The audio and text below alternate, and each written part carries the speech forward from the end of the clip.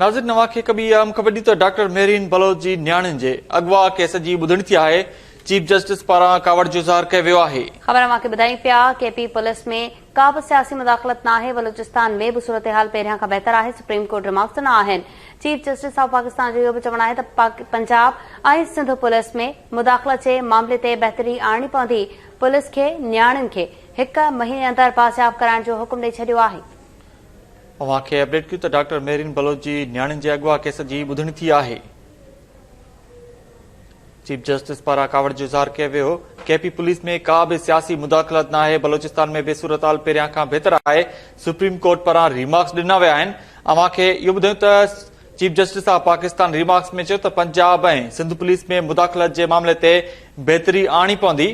Police खे न्याणियुनि खे 1 महीने अंदरि बाज़ियाब कराइण जो हुकुम ॾेई छॾियो आहे। चीफ जस्टिस पारां रिमार्क्स ॾिना विया आहिनि। अव्हांखे अपडेट कयूं त डॉक्टर मेरीन बलोच जी न्याणियुनि जे अगवा केस जी ॿुधणी थी आहे। डॉक्टर मेरीन बलोच जे न्याणियुनि जे अगवा केस जी ॿुधणी थी। चीफ जस्टिस पारां कावड़ जो इज़हार कयो वियो आहे। सुप्रीम कोर्ट रिमार्क्स न आहिनि त केपी पुलिस में का बि सियासी मुदाख़लत न आहे।